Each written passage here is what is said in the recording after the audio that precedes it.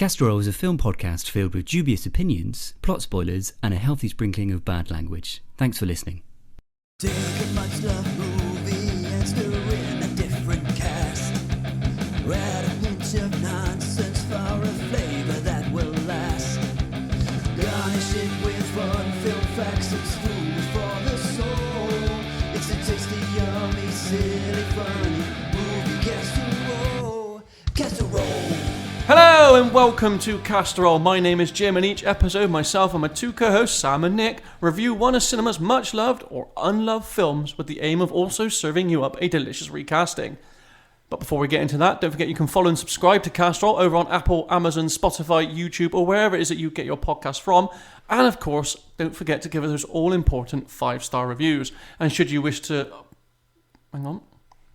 And should you wish to support the podcast, you can do so by heading on over to patreon.com/Castorol podcast, where for the low price of $1 a month, you could become a valued Patreon member and subscriber, or just head on over to tpublic.com, search Castorol, and you can take home one of our many designs in a variety of forms.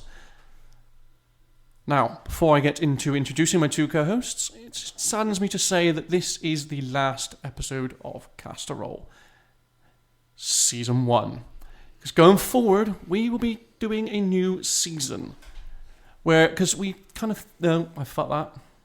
So Just go from moving forward. Beginning. I think we'll try and keep it flowing and snappy. Yeah, I think that's the problem. I had it all in my head, and it's gone. Too much pressure. Where am I going from? Moving forward. Yes, moving forward, there's going to be a bit of a kind of shift as to what we're going to be covering on the podcast, because as a collective, we kind of felt that we've kind of moved away from what we've actually intended this podcast to have been. That, of course, being my education in the fact that I have not watched anything. Yeah, we like, it's our solemn duty as, just better cinephiles than Jim to educate Jim. As I've always said, it's as though we have been... Sam and I were Arctic explorers, and we found you frozen in the tundra, like a prehistoric caveman, and we thawed you out and started showing you film. And we were like, but you were frozen, and the only thing you were frozen with was the collected box set of Fast and Furious. And you were like, Alien vs Predator. There are other actors than Vin Diesel. And we were like, yeah, mate, there's quite a few good ones, actually. Yeah. So going forward, you are going to probably be pulling your hair out, listening to me potentially slam a lot of these treasured films, but of course, nowhere near as much as the two handsome gentlemen sat across from me. They are, of course, Nick and Sam. Hello. Yes. So Season 2 is what we are going on to. How exciting. It's gonna be fun. A rip-roaring time. Absolutely. There's no doubt of that. How we've made it through Season 1 is a miracle in itself, I would say, as well. Yeah. And don't go thinking like, that's like 35 episodes. Is that like a season? It's just an arbitrary number. We're stopping. There's no value to it. There's no rhyme and reason behind the number. We're stopping on this one because it's a good film. It's a classic. It's a good place to stop. And then, it just coincided with us being able to do some tweaks, some, improvements here and there. Yeah, a bit of housekeeping. Yeah, I mean, Season 2 could be like 5 episodes. Who knows? We're going to keep you on your toes. Yeah. And then we're like, fuck it, Season 3. Yeah, no, then we'll go straight to Season 4. Now with fire. So like I said, there's going to be a few little tweaks and changes. There will be a brand new website, which will be acting as a central hub to kind of where you can find everything rather than having to run around trying to find stuff. You won't have Jim saying like, go there, go there. It should be like, go to a website. Yeah, you can get your listen links, you can get your video links, you're going to get your sweet merch links. Sweet merch. And your Patreon links all in one sexy place. And speaking of Patreon, that is obviously going to be something we are going to continue to work on and come up with certain things. Yeah, we'll come up with We've got ideas that we're going to come up with, which, we will, of course, update everyone when necessary. Maybe like a Castorol nude calendar at some point. Yeah. I mean, nobody wants that. Well, I don't think anyone wants nude. I reckon French Tom would buy one, I'll tell you that for now. Oh yeah, back order. I think it would mainly be like, like those really funny, like classically British calendars where it's like strategically placed teapots and like plates of cakes. It'd just be pickled eggs. I think you'd probably only need a couple of egg cups for us, wouldn't you? Yeah, that's good. I'm excited about Season 2. There's not like huge changes, but I think what we're doing mainly is we're going back to the whole idea of the amount of, like you said, Jim, all those classic films that we just couldn't believe that you had never seen. So I think we're basically going back through like that list of like greatest films of all time. Yeah, so the mega will still exist, but it'll just be exclusively those films. It'll be good films. Like, Hang on, Sam. Again, we need to stop calling these classic films good. Classic doesn't mean good. Well, I mean, they're classic for a reason. But it doesn't mean they're good. You can get classic bad films.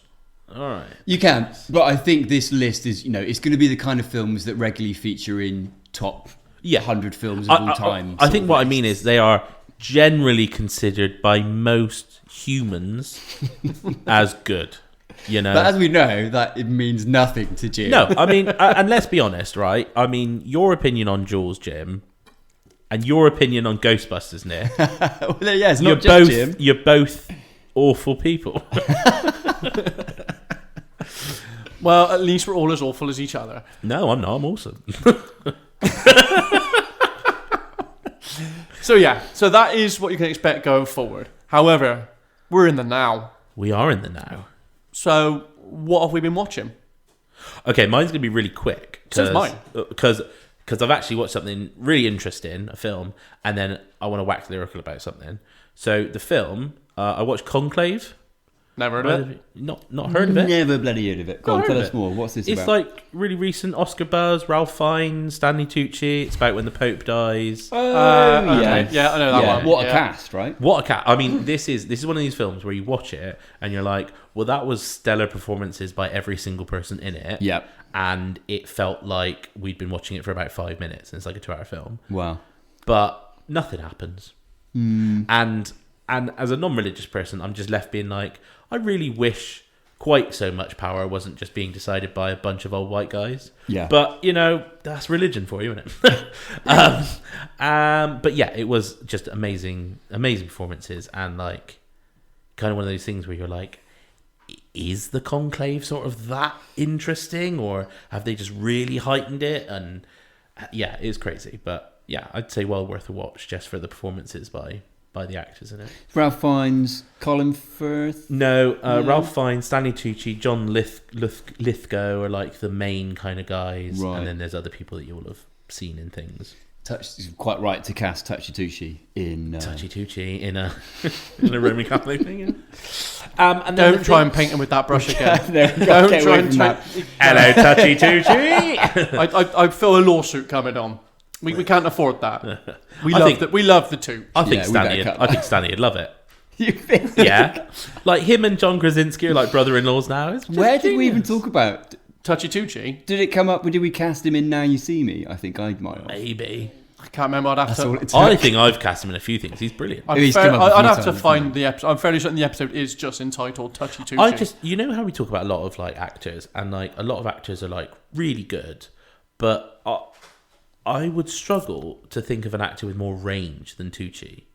You think of him in like The Hunger Games, and you think of him in The Lovely Bones, and those two characters could not be more worlds apart, and he does both of them perfectly. It's true. You often think of him of just doing kind of the same role, but actually when you highlight those films... Just insanely good. So yeah, and then the thing I want to talk about mostly is going to be really quick, and I know I've gone on about it before, but seriously, Severance, if you haven't seen it, and this is going out to literally anybody listening right now, it is worth on its own buying Apple TV. And I am going to go on record now as to say it is the best series ever made. Good Lord. High praise indeed. It is just amazing. It is, I mean, obviously, like, you can talk about, like, genres of, like, oh, well, is it the best comedy series, or is it the best action, or whatever, because it doesn't really have a genre, I guess, like, sort of slightly sci-fi mystery, but it's brilliant. From the sound, from the editing, from the cinematography, from the acting, from the script, the story, it is perfect. And just everyone needs to watch it now. After they finish listening to this. I can tell you I'll probably never watch it. It's seriously, you should. It is genuinely that good. Every single scene in it has so many things that mean so many things. It's fantastic. It is. I'm not even joking. It's up there with Lord of the Rings. Right, Nick, do you want to go before he makes us the Severance Lord of the Rings cast? Okay. He's just mentioned Lord of the Rings. I'm sensing a downward spiral from him. Can you take it, please? Cut in. So Interject. I watched one thing. Given that we are found ourselves back in horror territory with the film we're doing in this episode, I went and watched a horror film that I've been meaning to watch for a while. It was sort of teasing me on Netflix for a while. Have either of you guys seen Smile? No. Or have you seen it advertised? I've seen it advertised. seen the I've advertisement. seen sequels of it out or coming out. It Seen all looks the adverts, good. yeah. Actually. It's good, yeah. I thought it was going to be like a completely run-of-the-mill sort of slasher, typical flick, but no, it's really well done. I don't think it's breaking any like massive ground in terms of art. It's basically the loose plot is like a woman there's a kind of curse, or there's like a demon that curses this woman who's a therapist or a psychiatrist in like a secure mental unit, and the curse basically makes you see stuff, and it makes you constantly see people who like kill themselves in front of you, and that's the curse. And then there's like in kind of semi Final Destination kind of vibes, maybe there's some like, you know, series of gruesome sort of killings, but the way it's done, a lot of the cinematography, the sound again, like it's really good. So I would give a shout out to go and watch Smile. Is it a bit like The Ring? Has it got like elements of like once you see it, you're then Kind cursed of. with it, kind of thing? Yeah. It's like passed on. Yeah. And that's what happens in the first scene as well. Is there the song "Smile Though Your Heart Is Breaking"? I don't know, Because that song should be in it. It should totally be in it. Maybe it is. Yeah, that's a Creepy shout. version of it, you know. Yeah. But there's some really great. I don't want to spoil it, but there's some great creature work.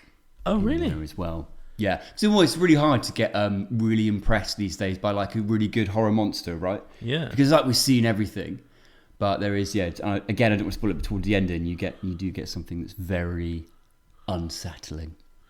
I didn't know there was a creature in it. That's cool. There you go. Well, I've ruined that. Spoilers! Surprise. I can also tell you I will never watch it. Oh, come on. Come on. You won't watch it either. I am seriously considering maybe one day possibly watching it.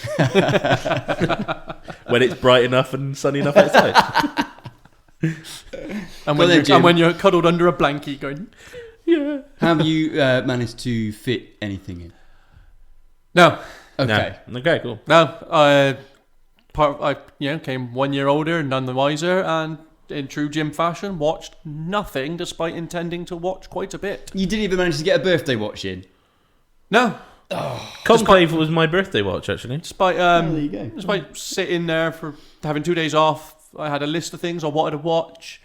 Just couldn't bring myself to watch any of it. Just couldn't fit it in with all sat the... there in silence for 2 days. Well, no, Fit it all in with the wanking. I instead opted for the option of just turning the PlayStation on and spend 2 days playing PlayStation. But Nice. no, I mean I tried watching Paradise on Disney Plus. Just I've been watching that. I like it. It's just not as good as Severance. it did grab me at all. Not at all. Got the Severance marketing I team. tried over it. watching the new De Niro thing on Netflix. Hang on. Oh, that's meant to be really good. How much of Paradise did you watch? First 2 episodes. Oh, okay. Because a lot of people were like, finish the first episode. And I have to say, after the first episode, I was like, oh, it's interesting. Right. Well, I might have to go back, but it didn't really do it for me. First episode, I watched the first episode of the new De Niro thing. I was like, oh, I'm not really bothered by that. What's that about? I don't think I know. It's like some kind of hacking terrorism threat. He's like an ex-president and comes back to do shit. Sounds a bit homelandy. It To didn't. me. It's one of them, I'm like, you know what, if you don't get me in the first episode, I'm probably not going beyond it. Do you know, there's nothing worse than that, is there, when you trying to find the next thing to watch and you try a couple of things and it just doesn't Hang hit on. you. Did you get into Game of Thrones? Yeah. Because Game of Thrones, the first 3 episodes are a bit pants. No. Amazing. I mean, They're they're all right. Like the first episode ends with the kid being shoved out the fucking tower. I mean, if that ain't a fucking like I guess it does way have, to get you back next week. it does have some incest and some child murder. I guess that's Everything you could need. everything you want. I Everything mean, you want. if a show don't really get me in that first episode, I'm not going beyond it. Wow. Okay. You're like the thing that like all studio execs fear. Yeah. That's why we get the shit we get Yeah. is because they're like, if we don't get them in the first time, and our sequels are gonna be bigger and have more explosions. Oh my god! The whole point of a pilot episode is to hook you in and be like, I want to see the next one. Yeah. If you're doing a really drab pilot, it's like, I'm not wanting to watch the next one. I think it depends on what mood you're in as well, right? Because you've got to be in a really good headspace to want to get into a slow burner as well. And if the series, I'm all for a slow burn, but if I'm in the mood to just want to sit and watch like something, cystitis. like a what? Like, if I'm in the mood to just sit and watch something, then I want to sit and watch it all in one. It's only 6 episodes long, so I was thinking I could just smash that out in a day, and I was like, oh, I can't be fucked. Could not be fucked. Well, I tell you what. So I might go back to it one day. You never know. Next time we record, I might go, oh yeah, I watched Paradise all the way through, and I've watched that fucking and everything. Loved them both. But you never know. Definitely want to watch Severance though. And when you say that, I'll be like, you talking to me? You talking to me? Talk to me. I'm sure you're going to find something, mate, that's absolutely killer. And speaking of which... Oh, that's a good segue, mate. That's not a bad segue. Speaking of killers, for our season finale, we've got a doozy. Oh, a little doozy. We've got a doozy. It's nice to come back to a classic. Just thinking about that's going to be our focus season 2. Because we've done some fucking weird ones in amongst the classics season 1. We've had Jules, we've had Gladiator... And then we'll throw in a Now You See Me and The Island into that mix as well. Yeah, I feel like I'm just going to say I feel very targeted there, Nick. I feel very targeted that the two they were your examples you gave were my picks. we will be doing I will also like to point out that one of those is one of our most popular episodes. Okay, fair. Yeah, but I mean that So not saying read into that how you will. we will still be doing like the odd film review of like more modern films that come out, but like our core is like trying to get back to like films that Jim, this really you should have watched. There's no excuse. And this is one of them. And this is one of them. Had you seen it before? You hadn't. No. Jesus. Right. Let's tell everyone what it is then. So for our season finale, we are doing Stanley Kubrick's The Shining. Dun dun dun dun dun dun dun. Dun.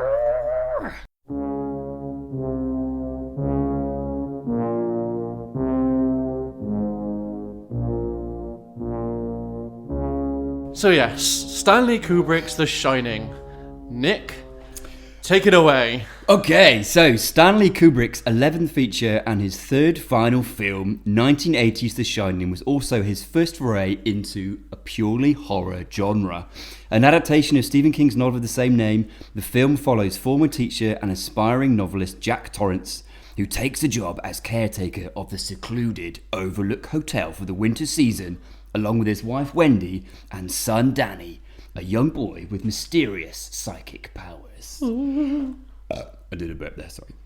It soon becomes apparent that the Overlook harbours more sinister presences than Jim's underpants, and as Jack sanity that nobody wants to overlook those. I'll say that. And as Jack's sanity unravels, Wendy and Danny find themselves in a fight for survival. Featuring an iconic performance from Jack Nicholson, The Shining has become one of the most widely referenced and lauded horror films of all time. And with that being said, here's Jimmy! Because your name's Jim. Sorry, you're throwing me at you? Yep. Segue. Back to you, buddy. I mean, first of all, I'd like to just clarify my pants are clean. Wow. Mate, they have not been cleaned for the vast majority of season 1. That's, yeah, that'll be a We've got first. most of the evidence on recording. Yeah, we that's the why we're doing a season 2, because we were like, you're changing your pants every season, and we just needed it to happen. Yeah, so should we do our classic like 3 words? Ooh, okay. 3 words, and then we'll get into our thoughts, right? Yeah. All right, let's start with Jim then. 3 words. No, we shouldn't start with Jim. Sorry. No, you threw to me. What here is Jimmy. Oh, Jesus. I mean, this is going to be a good episode, I think. Bitterly disappointed. Whoa. Just the 2 words. Okay. Okay. You want mine? I mean, yeah. Beautiful, iconic, Yeah. inspiring. Polar opposites there, I would say. Yeah. I would say unsettling. I would say powerhouse, talking about one of the performances in particular. But I would also say aged, a little bit aged, I'm going to say. Yeah. Looks like the spectrum is fully on display here. Right. Okay. So I feel like let's start with the middle then. Let's start with you, Nick. Yeah. What do you feel is aged about it? So I think that let's. I think it's quite obvious what's aged. Let's give one. No, I genuinely don't. I don't. I think we should summarise the film a bit. Oh more. yeah, of course. Let's get into Sorry, yeah. what we're talking about. That's a good point. Let's go for this. Yeah. So this is Jim. Were you familiar? Have you watched a lot of Kubrick films before this? Don't be silly. Of course I haven't. Okay. So you've got films like Full Metal Jacket. You've got films like Clockwork Orange. You've got films like Eyes Wide Shut. I've seen Clockwork Orange. You've seen Clockwork Yeah, Orange? I didn't like it. Okay. Oh good God. How did you not like Clockwork Orange? I think it's a bit shit. Okay. All right. Okay. I just thought it was a bit of shit. I mean, I might have a new opinion of it if I were watching it today, but I did probably watch it 25 years ago. So, yeah. not enough killings. 16-year-old Jim probably couldn't appreciate that film. Yeah. As to what a 38-year-old Jim could. Sounds like 38-year-old Jim ain't appreciating much at the moment. I feel like you're misconstruing my two-word opinion. What was your opinion again? Bitterly disappointed. Interesting. Have you read the book? No. Okay. So this is coming off the back of Kubrick. But prior to this, he'd made Barry Lyndon, which is like a period piece that was a big commercial flop, basically. And I think he was pressuring himself, and he probably had studio pressure to create something that was more of a commercial success. And he decided to go into horror to do this. And he was reportedly was reading at home lots and lots of horror books. And there's a story that goes, people could hear from his offices, he was throwing books against the wall, like, not that one, not that one, not that one. And then he hit on Stephen King's The Shining, and he got right into it and decided that he would adapt The Shining. So it's an adaptation, but not like a perfect following, I would say, of the book. There's a lot about the book that's different to the film, and we'll get into this in a bit more detail. But the film basically follows the Torrance family, who are invited to the Overlook Hotel, this secluded hotel out in the mountains. And he's basically, Jack Torrance, played by Jack Nicholson, is going to be caretaker for the entire winter season, which I think runs from October to May. Maybe April. Okay. May seems a bit. May seems a bit late in the year, don't you think? For a winter. Winter is normally December to February. Yeah. But that's what you would class the season as. But as for like that for a hotel, it's probably, I'd say, October to.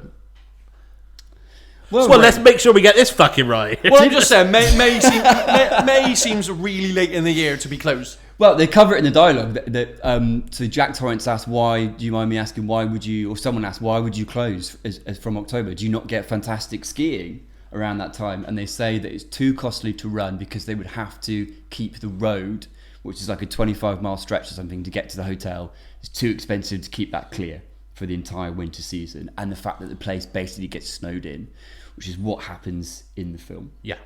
So we see Jack Torrance, played by Jack Nicholson, comes with his wife Wendy, played by Shelley Duvall, and their son Danny, played by Danny Lloyd.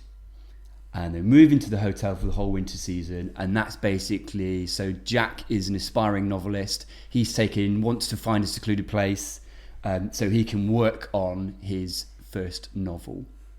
And I think he's pressured himself to make it a success, and that's when, over the days and nights, we kind of see his sanity beginning to unravel.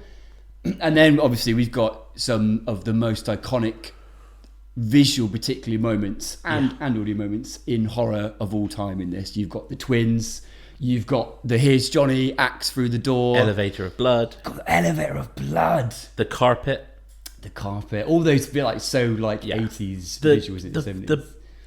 The kid bike on the carpet and the hard floor. It's so good, isn't it? Oh, as the wheels of the bike go over the carpet, then the hard floor. And his little... so good. So it's probably one of the very first We're going to films- ignore the fact that the audio is really out of sync on that bit, though, yeah? I mean, it's But not perfect, but it's not meant to be. It's meant to be like heightened, and it's also done to then be timed because it's then in the music later on. And I'm guessing they couldn't get a kid to ride exactly the right tempo to go over carpet and stuff. But it's good enough. No one other than you, weird Rain Man person, really sits there and goes, "Oh, the carpet." And I think as soon as you decide you don't like a film, you start getting annoyed by it. Hang on. Have I said I don't like the film? Well, you've not been disappointed. It sounds like you didn't like. Right, come on then. Let's. We've set the scene. We've explained the core cast. I think the only other person maybe to say other core role is Dick Halloran, played by Scatman Crothers. He's a scat man. Who's the chef of the Overlook Hotel. And he is the other person in this film that shares what becomes known as the shining, so the psychic ability, which in the book. Have you read the book, Sam? No, I've not. No, I've not. But I have seen a review of the book, so I'm aware of the differences and the issues that Stephen King had with it. And then... Yeah, King didn't like this film. He sounds like he had a similar review than Jim. Although he hated it. He said bitterly disappointed. And it was right, Jim. We need to come to you. Hit us with it. So explain, because it sounds Put like your you don't like through the it. door of this. Yeah. So I think I wanted a bit more. I went into it thinking it was going to. I mean, it grabbed me in the same way that American Psycho did, because as soon as it ended, I was straight on googling what the fuck happened, because I needed to have some kind of sense made out of it. So I don't think I enjoyed it.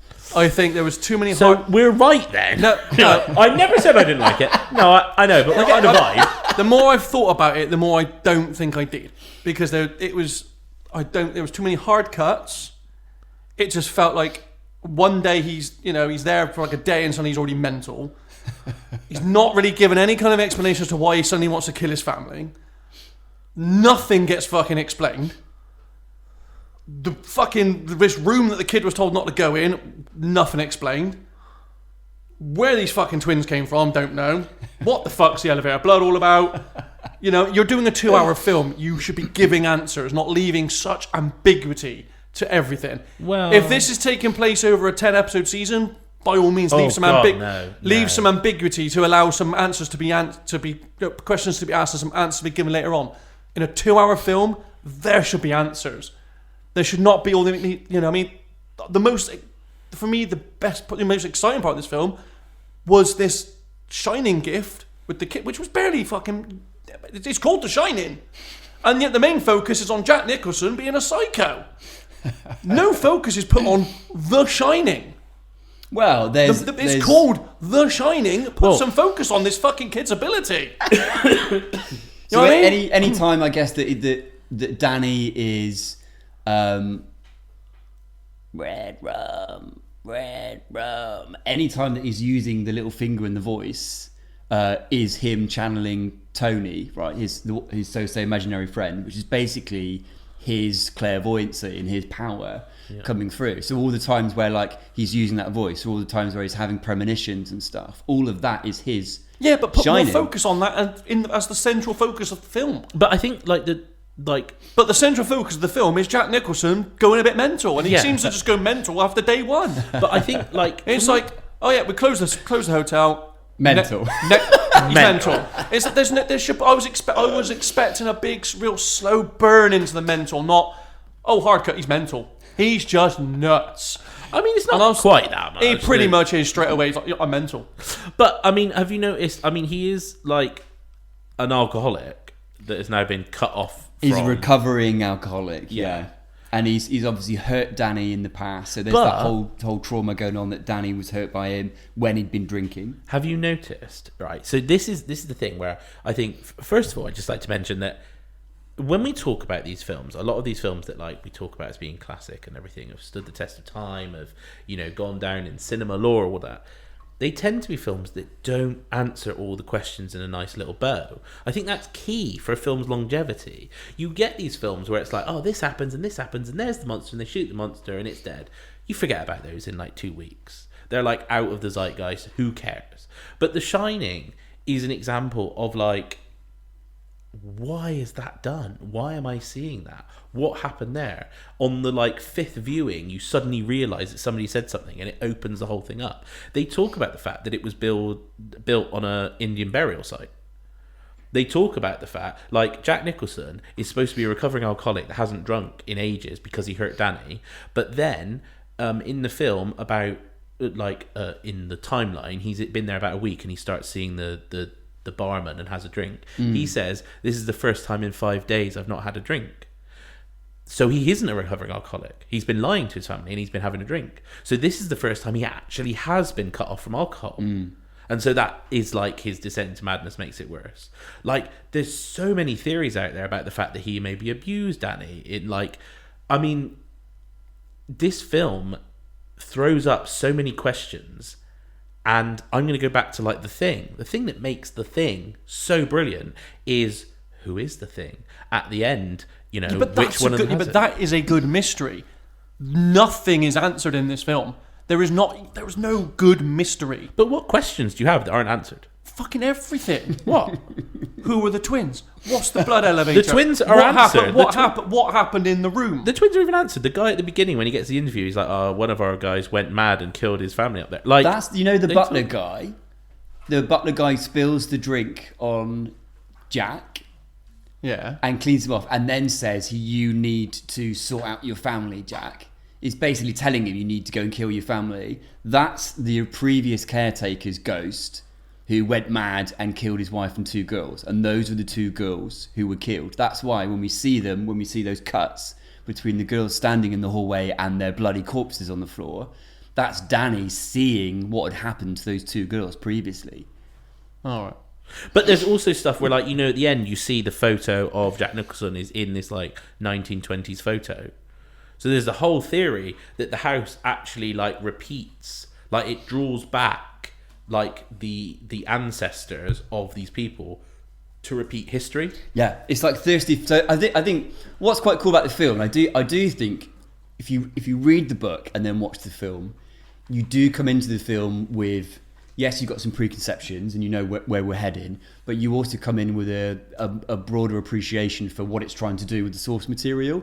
The book fills out so much more for you, so it fills out so much more about The Shining, so you do get that, Jim, with the background of the powers. That's what I wanted. Yeah, you get much more about the kind of shame of Jack's drinking as well, because I think he gets like fired from his job as a teacher. There's much more background there, but you get much more about the hotel as well. He hits and its a history. Student. He gets angry and hits a student. Yeah, and with the everything hotel, you're saying there, Nick, you may as well just be saying this is a bad adaptation.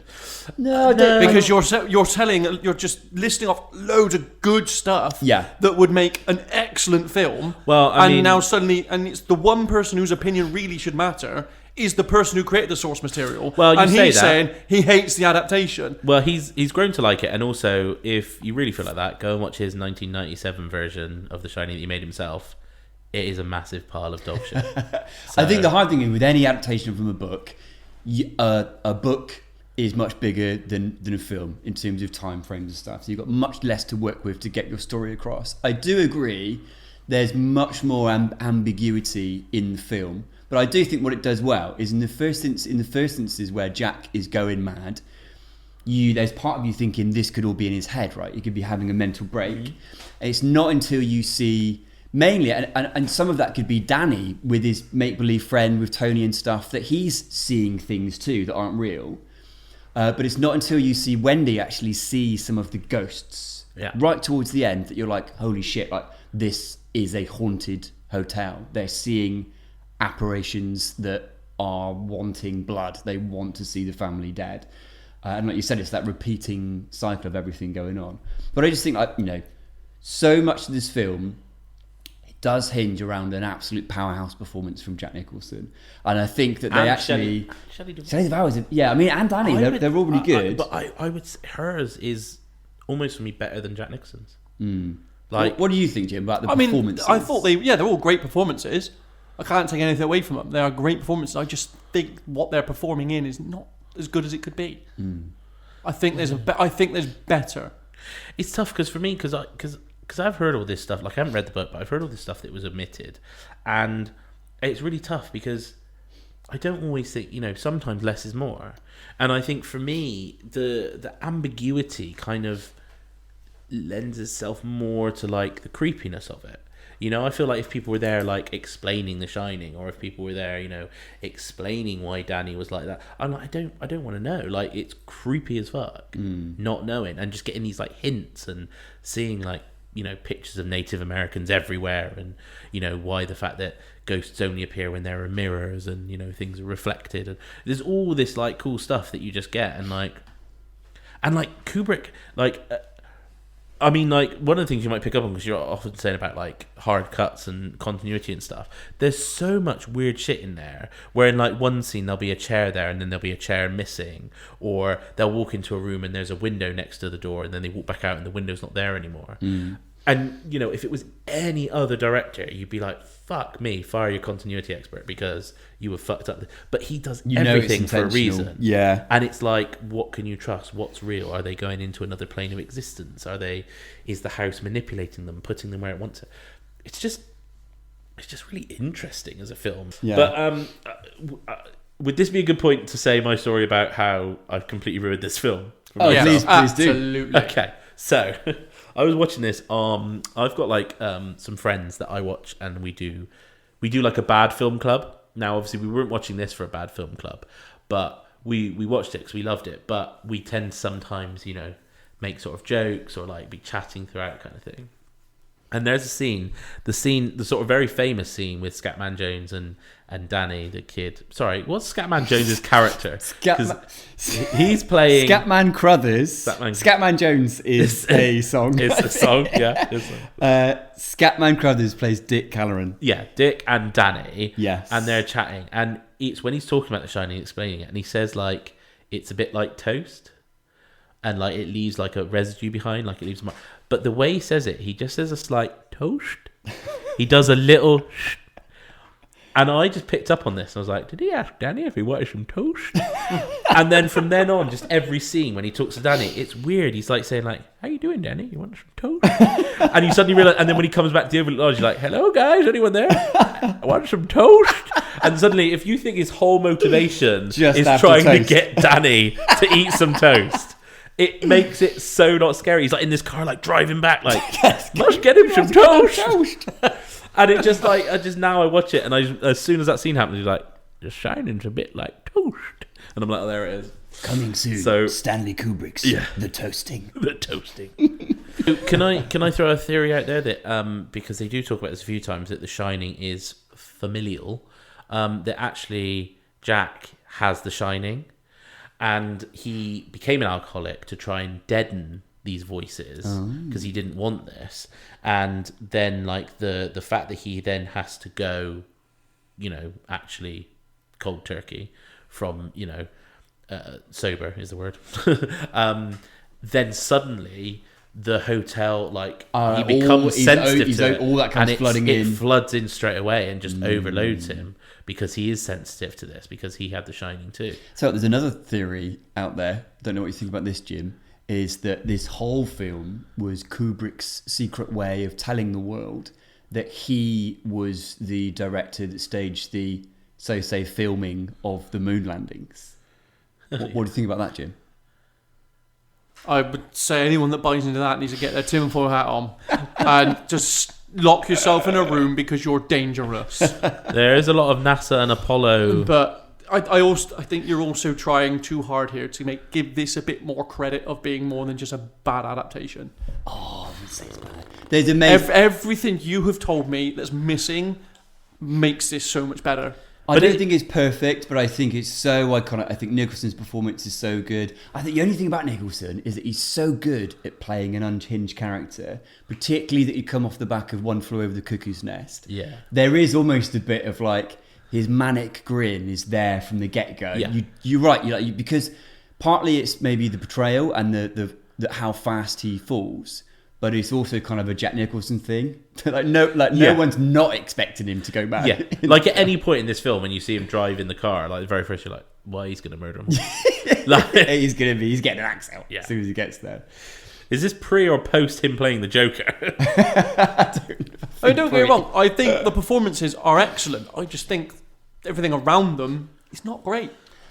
Do you have a favourite performance in this film from the whole cast? Do you have a favourite performance and a favourite moment? And a least favourite moment? I remember there's some toast. Okay, so Sam's favourite moment is toast. Favourite performance probably can't go beyond Nicholson. Okay. I think he is probably the one. Oh, he's probably the strongest. Actually, no. I think the wife. I think the way she portrays her fear and her frailty. I think she's probably the better performance. So Shelley Duvall as well. Yeah, I think the way she shows everything that you need of like a mother. You know, she's obviously showing frailty as well as her strength to protect the child, and so she's probably the best performance. See, I'm going to throw it out there, right? I don't disagree with anything. I think Jack Nicholson is amazing in it. I think Shelley Duvall is amazing in it. Are we all forgetting the fact that they are grown-up adults that have been in other films? The kid is fucking sensational in it. Unbelievable. Like, what is he in this? Like, 8? He can't be any older than 10. He can't be much older than 8 or 9, surely. I don't think he's even that old. And it's someone, a complete unknown, right, that they found. They interviewed or they cast. They auditioned up to about 5,000 boys for this.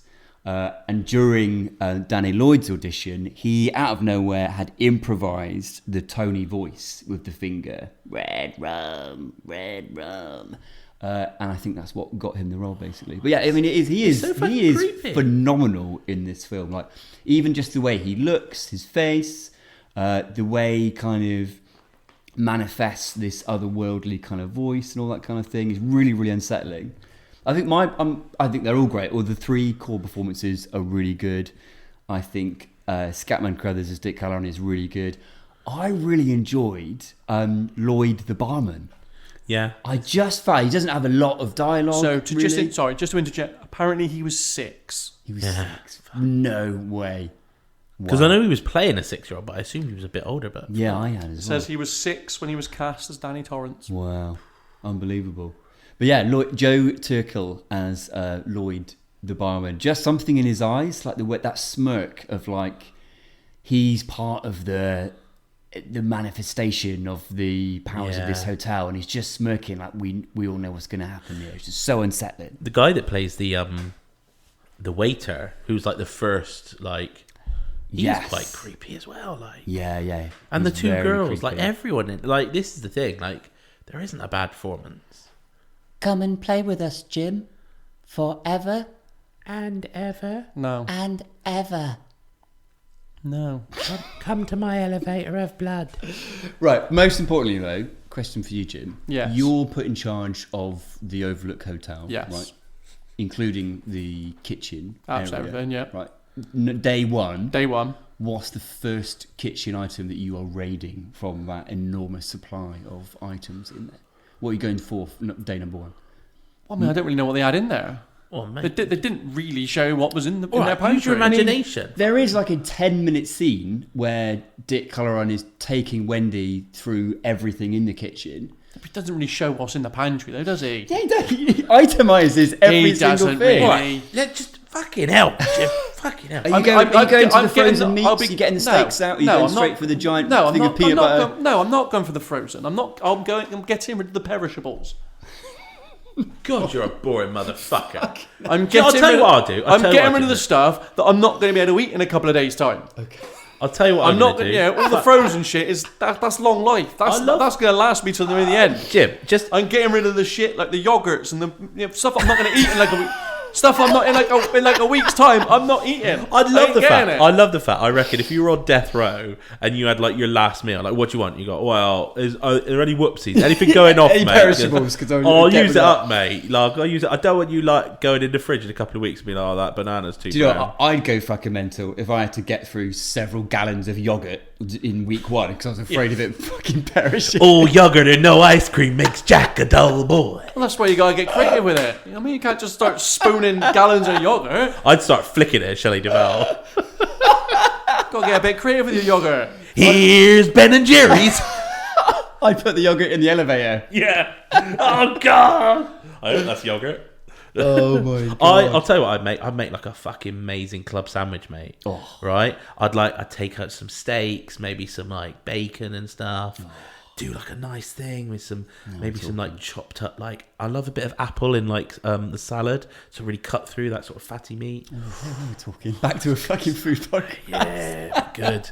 And then, maybe any perishables. Yeah, but what you've just done there is you've spunked your load. No, I haven't spent my load. How many fucking steaks are there, mate? I've just had one on the first day. There's to enough celebrate food to it. feed a hotel in there. Yeah, but how often, They would get back and I'd be like, hang on, how often It's gone. Wait, everything's hang on. gone. As someone who does this as a job, how often do you think they get deliveries? It's every couple of days. So they're not going to be stocked for a fucking 5-month period. I mean, again, though, the scene, I need to question how much you were watching this film, because there is definitely a scene where they're talking through all the food in the kitchen of the hotel. And how, They're not doing an itemised list. they pretty much fucking No, do. they do. He talks about every how many steaks, how many turkeys. Well, if that's the case, that right there, scrap that fucking scene. You're going to use that 10 minutes to fucking put some good shit in. Look, mate, I don't need your itemised kitchen list. Tell me what the shining is. he's not wrong. It's quite an extensive scene. You know what I mean? If they've spent that long, Yeah, that is fair. there's probably a reason I'm not picking. I probably zoned the fuck out, going, "What the fuck is going on here? Why are we still walking through a fucking kitchen talking about fucking steak and bacon and pasta?" I guess it's to put you as the audience member into the hotel. Oh, I know I'm in the hotel. I Do you know can what I mean? see the There is a hotel. job to be done. I I am well aware genuinely- we're in a hotel. I genuinely think that if Jim was in this film, I think they would come back, the ice would melt, they'd walk in, and he would be fine, and the hotel would be like, I've nothing I can do with him. He is impossible. I've tried, like all the ghosts just walking All out. the ghosts to be gone. Yeah. Challenge accepted. Yeah. He's drove us absolutely mental. The barman's just like, fucking. The barman's behind the bar. He's necking it all. Yeah. It's just like hung himself. the ultimate exorcist Yeah. sent into the hotel. Yeah. Jim. Your mother sucks cocks in hell. No, well, she doesn't, does she? Come on now. Right? My mother's not even dead. Just gotta. No, just stop. Right, let's do that's meat. that's not a bad reaction to what I'd probably be like. Meatballs. Let's do meatballs then, yeah?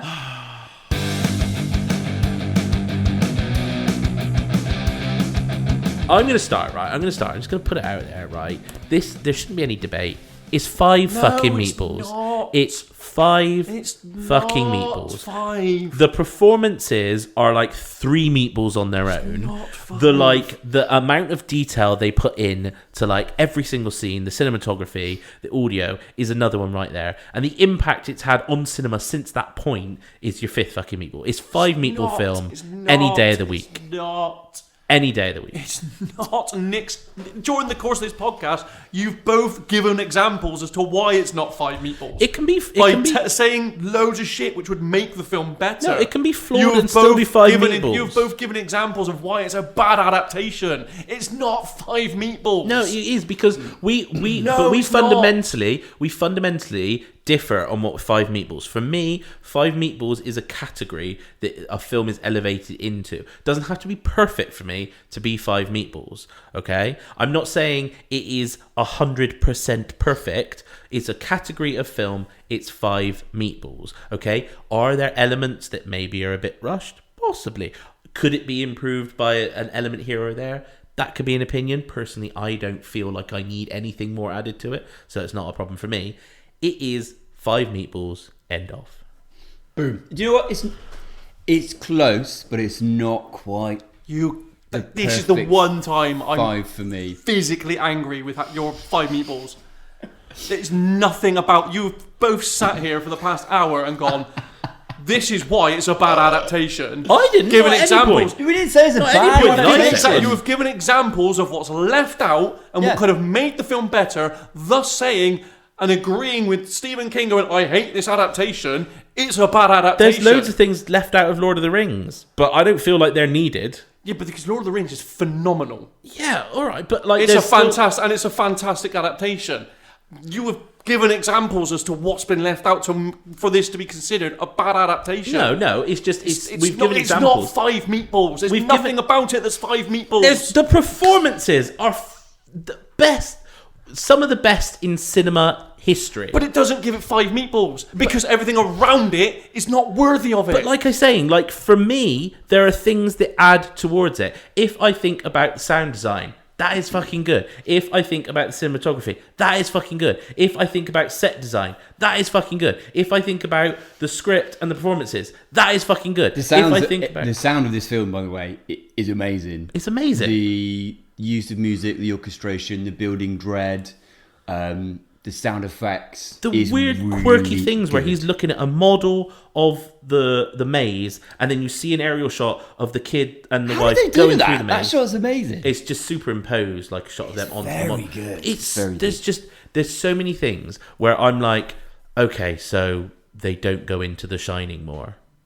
I don't give a shit. the film's called The Shining. Yeah, but it's Because the It's book's not. called The film Shining. is not called Jack Nicholson Goes Mental. It's called The Shining. Focus on The Shining. but but that's silly. Like there's no, so it's many, not. It's called The fucking Shining. So No, focus on it. there's The, so yeah, many but things. the book has more about The Shining, but it's still ultimately about Jack's descent into madness.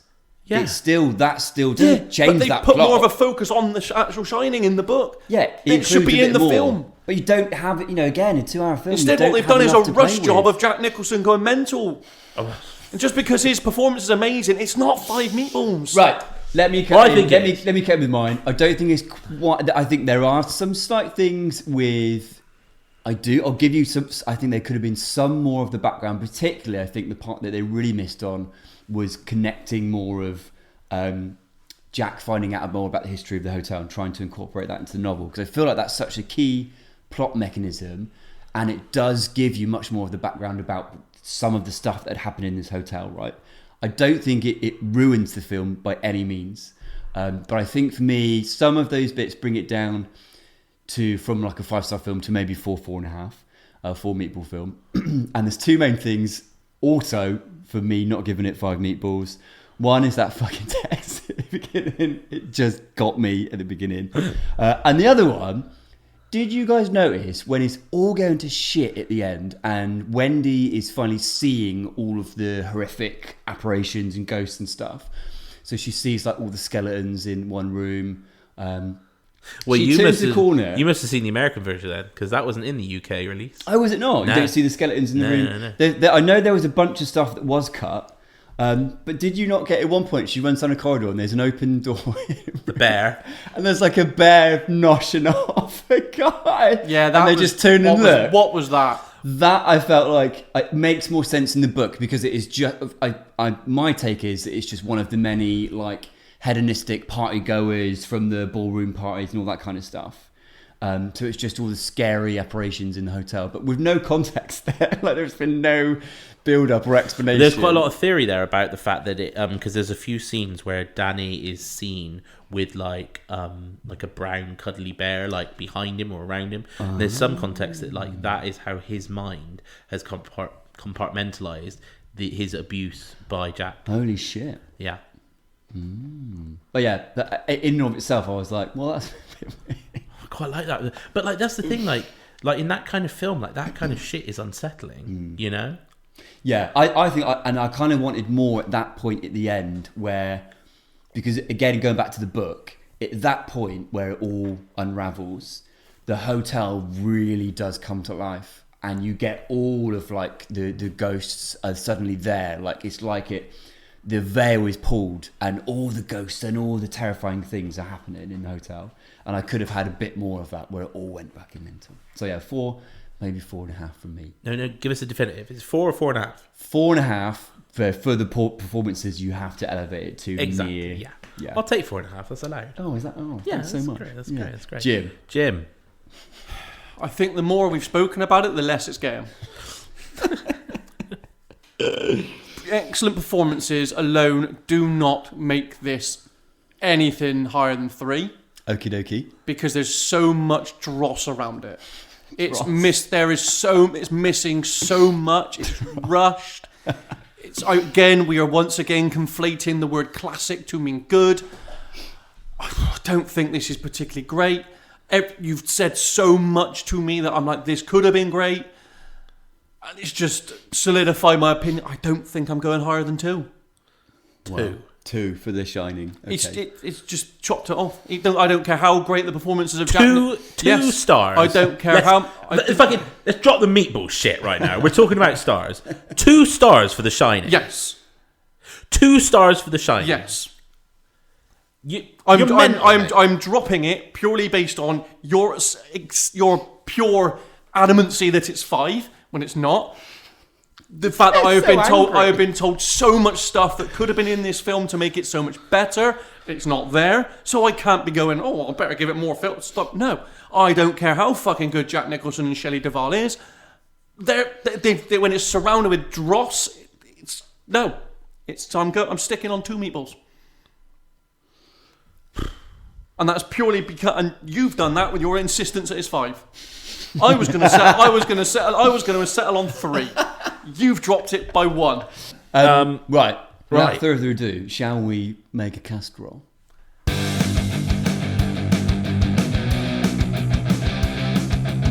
Okay, let's do this. So it's worth noting that we're only doing Jack Nicholson and Shelley Duvall. Yeah, I mean, it would be impossible to recast Annie. I mean, like, there's like, like Macaulay Culkin from the 90s, or like fucking. I mean, it would come up. Hannah Montana. It's going to come up with some not very great Google searches. Child actors age 6. Yeah, I mean, it's not going to come off. If you put actors in, you're fine.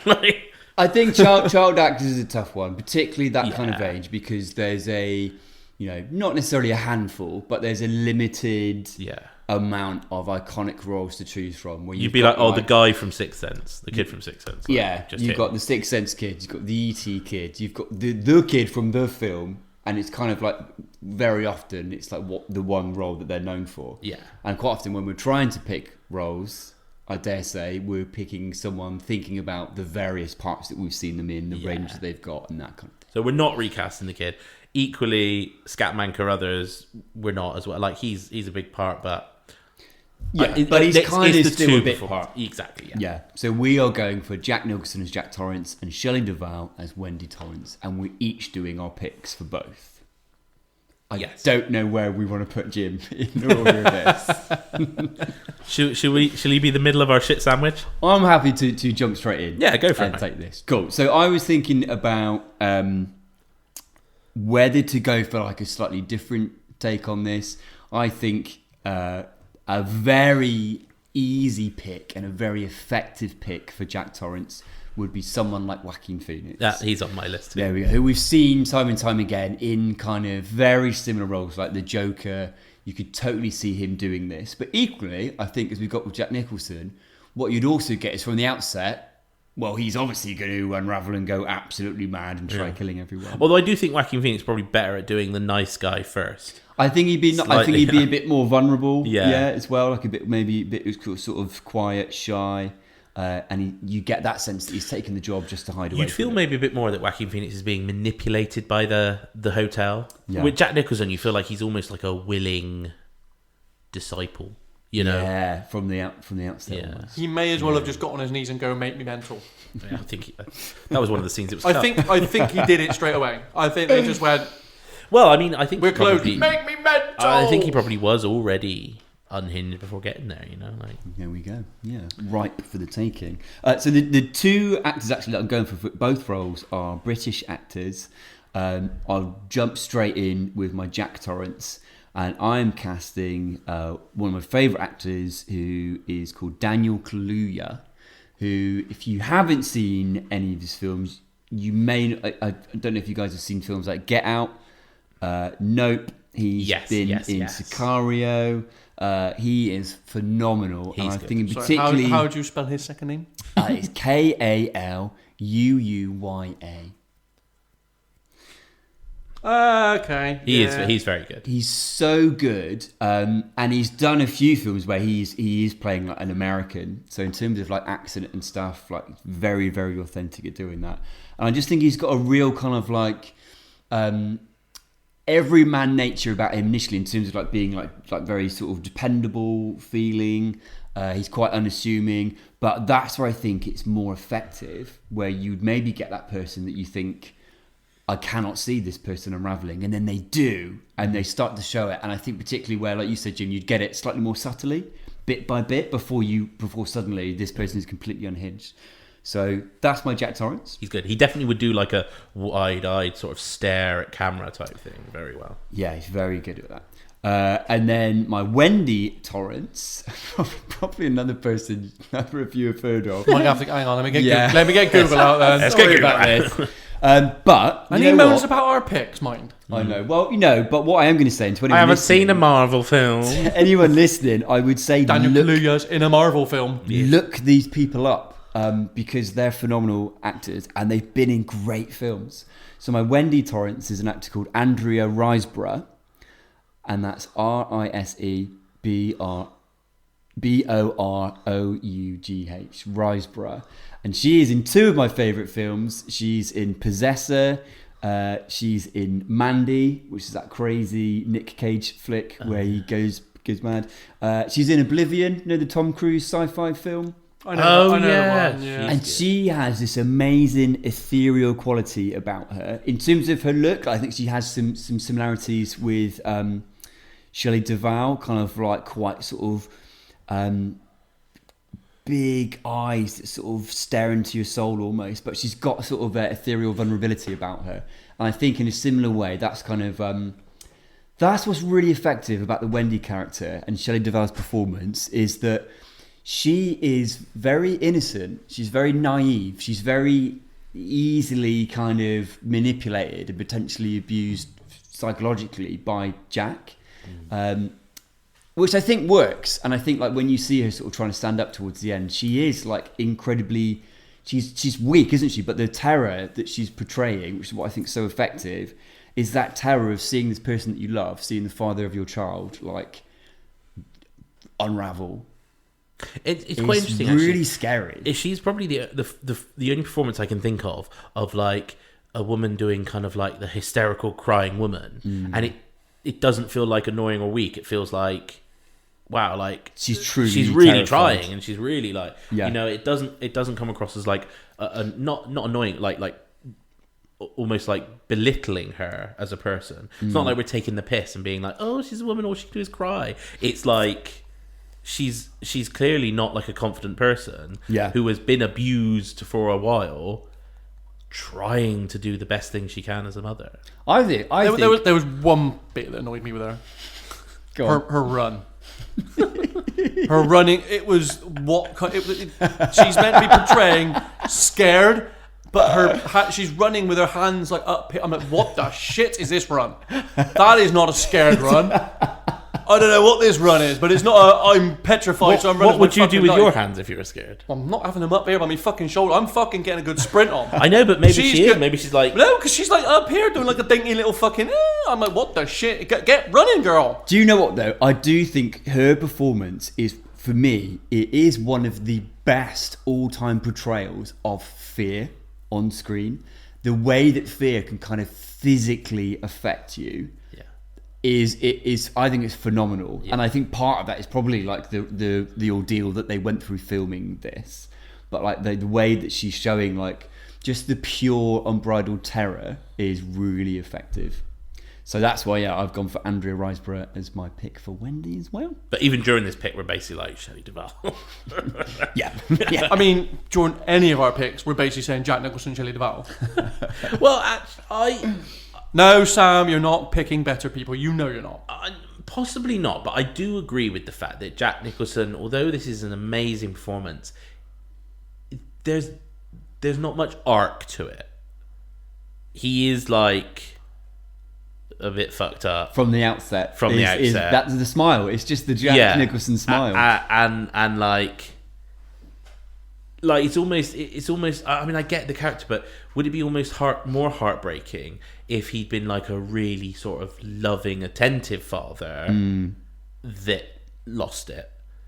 You know, but then they're already a bit scared of him. It's difficult. All right, Jim, let's go to yours. Yeah. Okay. Fuck it, I didn't do it. None of them were in the film enough for my liking. He has refused to cast in the past. Yes, You're right, I have. But I mean, if I was to refuse to cast this, it's because I know I'm not going to get anything better. So not because it's like, oh, the part didn't require it, you know, and I didn't think the part was worthy of it. It'd be because these two roles perform really well. I'm not gonna pick a better option, so I'm not gonna even pretend that mine are gonna be better. But my Jack Torrance, I mean, I can only really come up with one name, and I think it's because he's done similar, I guess, and that's DiCaprio.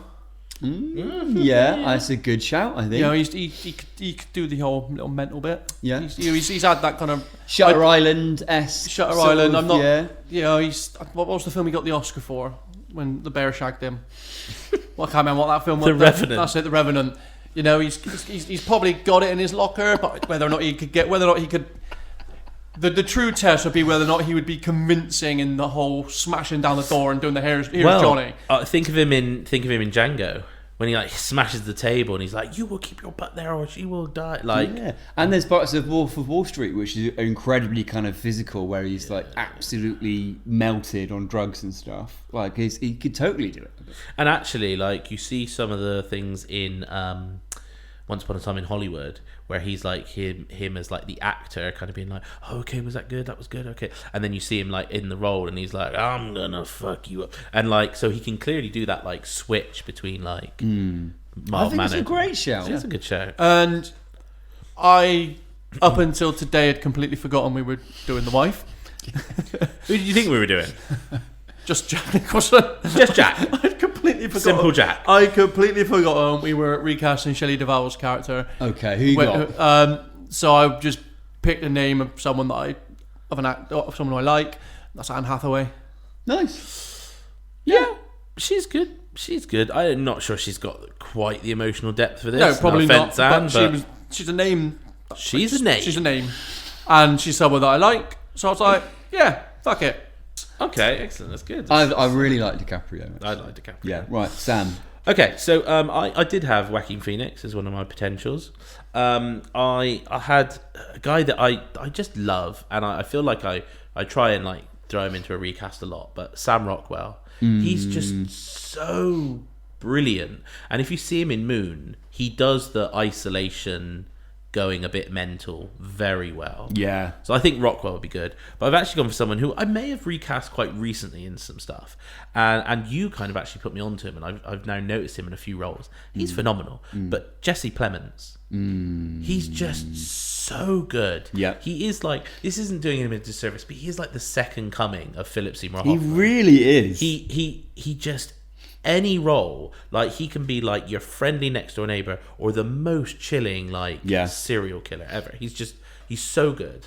And so I just think he, like, I don't necessarily want to go with like a kind of like a Hollywood A-lister, like, because I want it to be more about the sort of the holistic approach rather than like, oh, wasn't that a good performance by DiCaprio, or like there's one of the things about Nicholson, everyone's like, what a good performance by Jack Nicholson. I'd rather people be like, that was just a phenomenal performance by an actor in a role. So that's why I've gone with Jesse Plemons. I think he'd be great. I love it. He's so good. And then for Wendy, I kind of went through a few. Like I thought, like maybe because I think the look is really similar, that Anna Taylor-Joy. I think she looks a lot like Shelley Duvall. It's quite funny. Me and Nick were chatting about her in the car. We don't rate her at all. That's my problem. Is I was like, she looks a lot like that kind of person. I feel, but I really like what's the Queen's Gambit. It's very good. Yeah, I don't think. Yeah, I didn't. She's been great in a lot of stuff. I think in The Witch, she's phenomenal. But I just think she's now entering into projects. So we're talking about almost a comparison to like Millie Bobby Brown, where I think she's going into some projects that aren't as interesting material, like things for Anna Taylor-Joy, things like the Gorge film that you watch, which just like, you know, it dog sort of shit, exposes her. Maybe she's not as good. Maybe she's elevated by scripts and directors. Maybe. I then thought about Emma Stone because I thought about her performance in what's the really disturbing one where she's basically like Frankenstein's monster? Oh, what with Willem Dafoe? Yeah, Little Things. No, Pretty Things. Pretty Things. Something Yeah. like Little Which Things. I Like found that, so disturbing, but she does give a phenomenal performance in that. But I actually went with someone, and I think this would make a really interesting dynamic, and I think she could definitely do it. Jack Clement's real life wife, Kirsten Dunst. I think Jack Clement, Kirsten Dunst. Are they together? Are they? Yeah, they're married. Yeah. Do you know that's they look similar as well, don't they? A They lot could of couples be brother look and similar. sister. Like, that's a whole thing. Basically, it talks about the fact that you're basically just attracted to yourself. That's the whole thing. Interesting. But yeah, so I've gone with Jesse Plemons, Kirsten Dunst, real life husband and wife. That'd be a very interesting dynamic. I like it. I love Plemons as well. I think particularly for Jack, we've got some real strong choices. Yeah, here. maybe do just like my Andrea Riseborough for Wendy. maybe just actually let's just recast. Let's keep Shelley Duvall because Okay. she deserves it. She just mentioned actually she sadly passed last year. She did. So she won't get to hear this recasting. I mean, nor will anyone else. I'm that fairly we certain talk about. Jack Nicholson's not going to hear this recasting either. What? Who did they recast me with? That almost went a bit Nick Cage there. Yeah, okay. Nick Cage is there's a version of The Shining in another dimension where Nick Cage is Jack. To be honest, Nick, I'm just glad you didn't suggest either Michael Cera or Vince Vaughn. Michael's fucking hell. Michael Cera is one of the ghosts. Vince Vaughn, mind. No. Oh, Michael Cera as the barman. Michael Cera. Do you know what? Vince Vaughn could also be the barman. Vince Vaughn can fuck off. Come on, he could be the barman. Vince. He could be if he's playing it dead straight, not trying to be funny. He'd be a great Lloyd. He'd be a great Lloyd. I don't know why you guys are so hating on Vince Vaughn. He's just not good. What's he ever done to you? But Apart neither's from those Kirsten Dunst, films and you you've don't just like? recast her. Kirsten Dunst is good. She's not. We've been through this before. I don't like her. I think she's rubbish. What have you seen her in that she's rubbish in? Pretty much everything. Okay, good. Narrow it down. Pretty much any film I've seen her in, she's rubbish. Well, fuck it. Go with Emma Stone then. No, we're going with Andrea Riseborough. Thank you very much. All right, yeah. Right. Well, I dare say we've probably not improved upon those iconic performances. You can improve on it. It's a 5 meatball film, so. 2 at best. Right. That's one each for Jack Nicholson and Wendy. Yeah. Shelley Duvall. Shelley Duvall, yeah. Wendy. Oh, I don't know. I'm tired, alright? I'm fucking tired. Right. Closing thoughts. Closing thoughts. Yeah, I mean, like, I feel like I've been pretty nailed my colours to the mast straight away. I think it's a brilliant film. I think it is a filmmaker's film because I think there's so much to analyse and so much of it. I mean, I picked that lampshade because I love the carpet in The Shining. You guys can't see this as a podcast. A very shining lampshade. But there is a lampshade in the corner of this kitchen, and it is basically the pattern from the carpet in The Shining. It really is.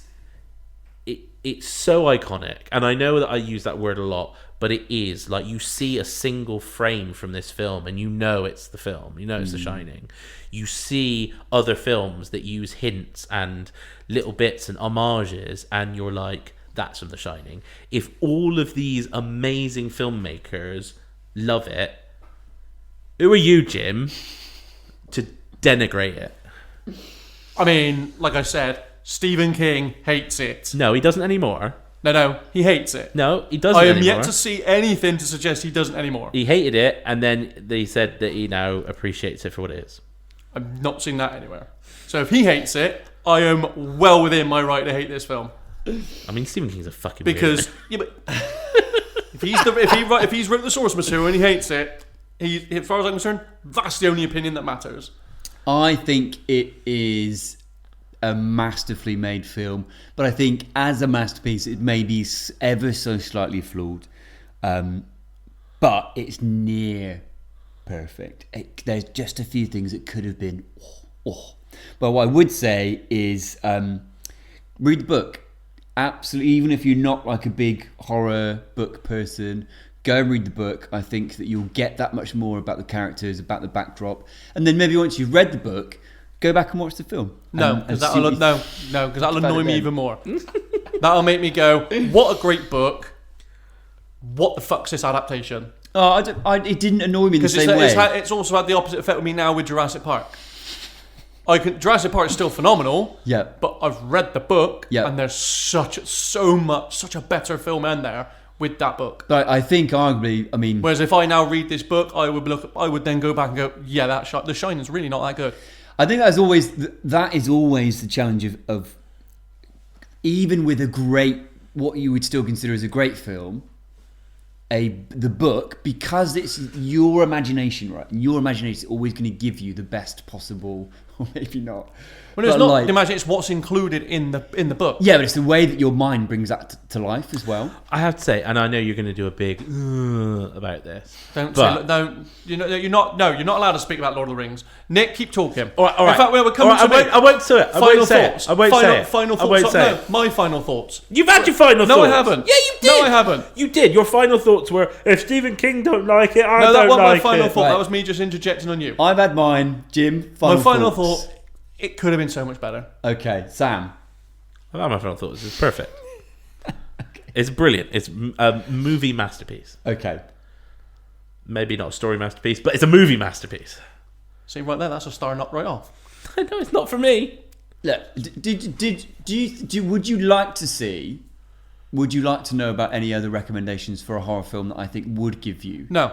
Okay, well. Because, you can, but I'm never going to watch them. So, having said all that, okay, we're not going to agree on the meatballs for The Shining. That's fine. Have we got a mega wheel? Because obviously, this is the last one of season 1, but we got season 2. So we mega wheeling for season 2? We do have a mega wheel for season 2. We do have a wheel comprised of all these iconic films ready to go. Yeah. So The educating Jim wheel. The educating Jim wheel, yes. Oh. So let's see what we're educating me with this on our debut episode of season 2.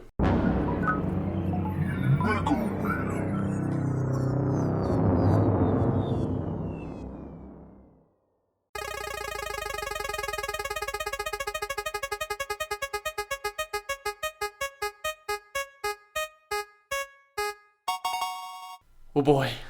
Oh, I like the face he's making. Oh boy. Wait, first of all, have you seen this film before? No. Does it count as a classic? Oh yeah. Hopefully you wouldn't have seen any of these films. Hopefully, yeah. I mean, I'm sure we can make a huge wheel of films you haven't seen. What is listeners can't see this, but I'm scared to say it. Oh, okay. We are doing The Godfather. I mean, that's a strong opening.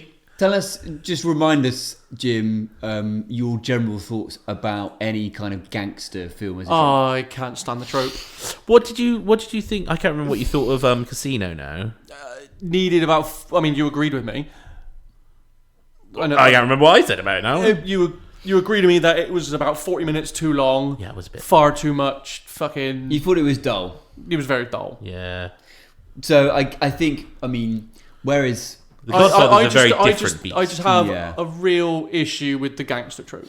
It just feels like they're playing a stereotype rather than a mob boss. It just feels like they're playing majority of the time. Whenever I see that trope on screen, they're playing a stereotype rather than the role they're meant to be playing. Try and remember with this one though. This is the one that launched all those tropes.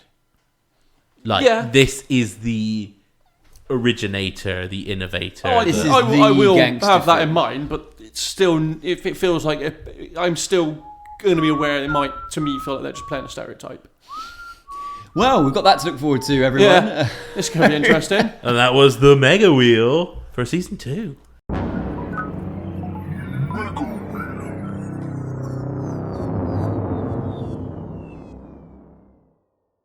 And now over to Sam.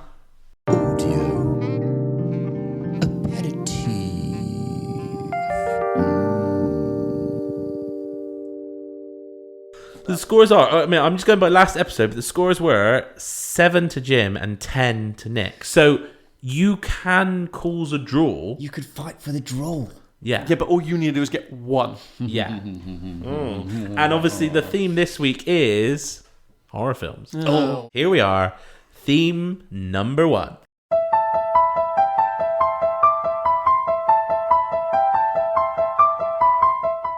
Okay, that was the first one. For all you at home, and obviously for you losers in the studio, let's play that one more time.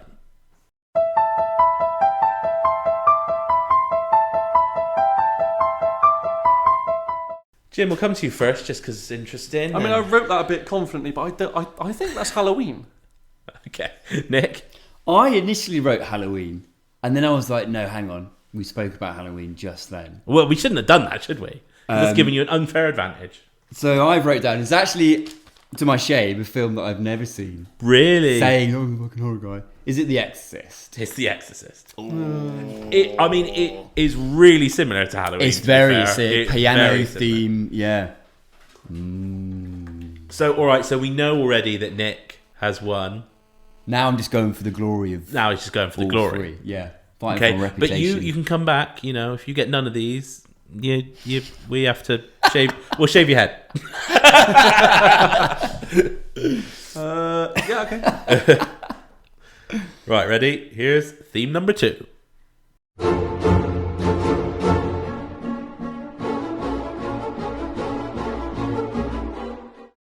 Okay, I mean, you're looking perplexed. We'll be coming to Nick first, but for everybody, let's just hear that one more time.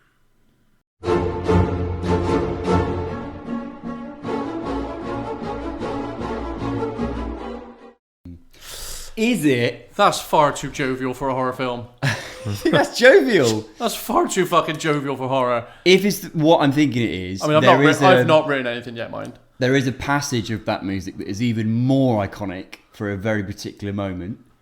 But is it Psycho? Jim? I mean, I've not written anything yet. Give me a chance. Oh, how much chance you need? You heard the song twice. You should have said wait. I did you just then. I haven't written anything. Well, yeah, but I thought you were like, because I haven't got Because I'm anything. thinking. No, because I was thinking. Well, no, you can't have Psycho. Well, I don't care anymore. If it's Psycho, it's Psycho. I don't fucking care. Well, what would you think it is? I don't know, because I was thinking. Well, keep thinking. Well, no, because he's giving. No, it's fine. I don't write anything. I don't know. It was Psycho. Because there's actually, obviously there's the shower bit, isn't there? Which is the... But that's not like that's not obviously like the theme of the film. No. Okay, number 3. Come on, you're looking at not getting the old goose egg. I mean, that's fine.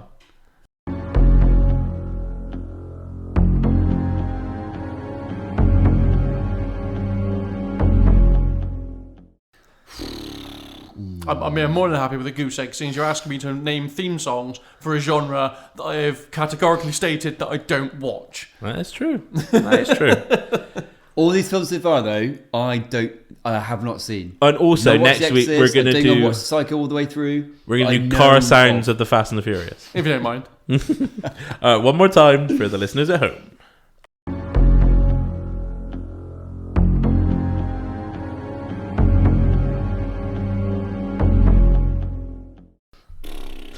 Okay, Jim, we're coming to you first, so you'll have plenty of time to think. Is it a thing? Nick? I'm going to go with, I don't know why, but I'm going with another film I haven't seen. Is it The Omen? It's the thing. Is it? It is. Yeah. There you go. You were there and you were thinking, oh, dog can't fucking run all that way. And the music just seeped into your head through the anger. That dog's running for like 90 miles. How long has he been running for? That helicopter ain't got enough fuel for that ding. Well, there we are. That was the end of season 1's audio aperitif. It has ended. Nick, congratulations. You are now, I believe that is 12-8. Thank you so much. Do we want to mix things up with season 2 audio aperitif, or do we think that we're going to continue with the theme music? I don't know. I mean, that's up for Sam to decide. It'll have to be something audio based because that's the name. Fair enough. Yeah. And it's a podcast. We're not going visual aperitif. We're not going stills. Pictionary corner. That's And it's for us to describe what we see. yeah. What I'll do is I'll get a kazoo and I'll kazoo the theme tune. It's a, We're doing Nevermind the Buzzcocks on it, are we? yeah. It's a carpet. It looks like a very memorable carpet, but I can't think from where that carpet's from. Audio aperitif.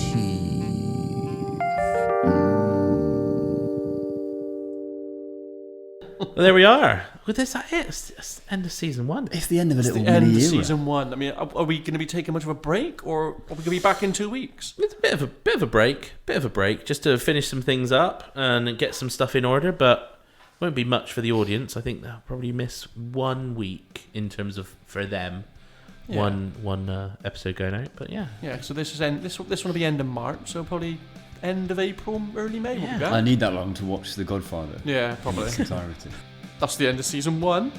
I have been Jim. Goodbye. I've been Nick. Goodbye.